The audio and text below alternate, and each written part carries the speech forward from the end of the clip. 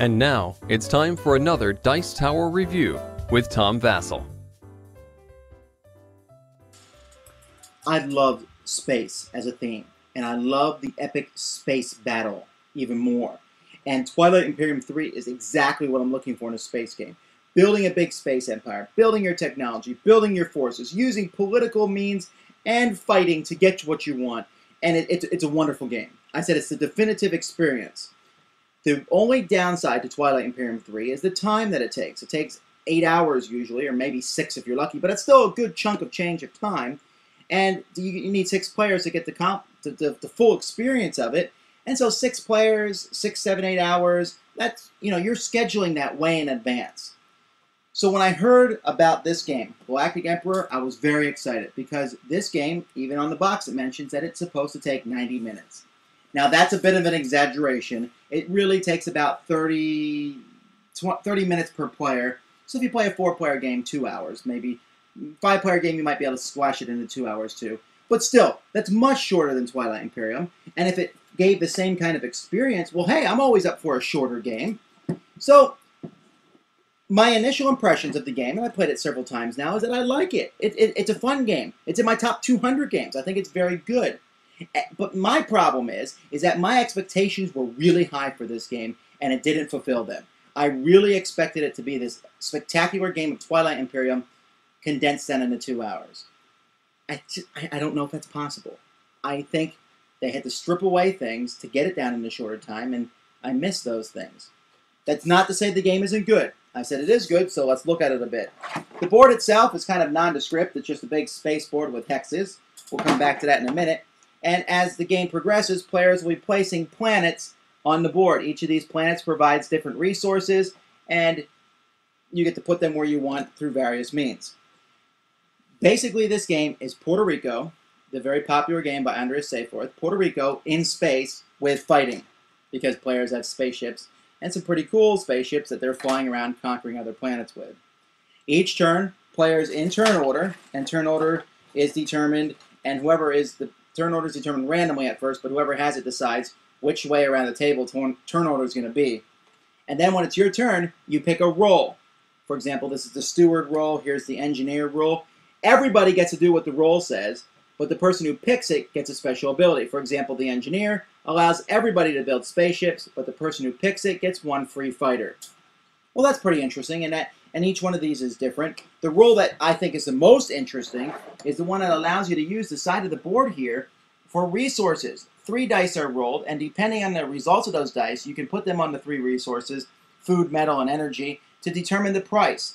It's the most innovative concept of the game, and I'd like to see something more along those lines on that whole economic scale, especially as food is needed to produce the other 2. You need to use the food cubes, and yes, the game is cubes again, but you need to use these food cubes to produce energy and metal cubes that will then get you your spaceships, that will get you other things that you need during the course of the game. But the economic market's pretty interesting. There are 2 ways to capture planets all over the board. One way is the way that we all know and love, and that's through military might. Fly your ships around, conquer. Combat is done through basically just straight 6-sided die rolls. You need to get a certain number when you roll. Some spaceships are better than others. These large spaceships take 2 hits. And players have a card that explains everything pretty well. On one side it shows all the combat results and in which order the ships fire, from the huge dreadnought to the small fighter. And the other side shows the costs for spaceships and how much they cost. Because not only is there energy in the game, but there's also money, which is done in little cardboard tokens, which I think work quite well for money. So one way to conquer planets is by brute force, using spaceships. Another way, and an interesting way, is by using diplomatic means. There's a card that lets you put these diplomatic tokens out, and you can put them anywhere on the board. So you can conquer a planet that's right next to your opponent's home base, just by political means. Now, they can probably easily take it back by moving spaceships in there, but still, it keeps everyone on their toes. Some people are not going to like this. They're not going to like the fact that political power is just as powerful as military might. But I think that shows a good balance. It keeps the game interesting, and the board is very fluid. Not to mention, there's a spot in the middle of the board that becomes a black hole eventually, and when spaceships fly into that black hole, they can fly anywhere on the board. So there's no turtling in this game.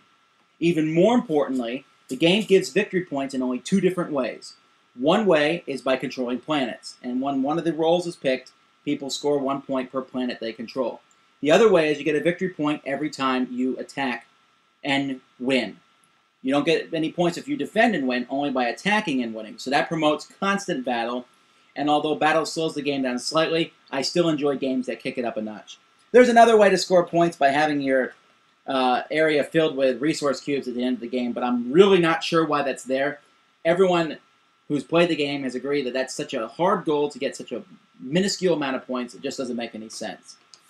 But the roles picked, the spaceships flying around, the different technologies that you can buy with, there's little technologies you can buy, and when you get one of these, you control it. The fact that players are exploring planets and put them out gives you a good space feel.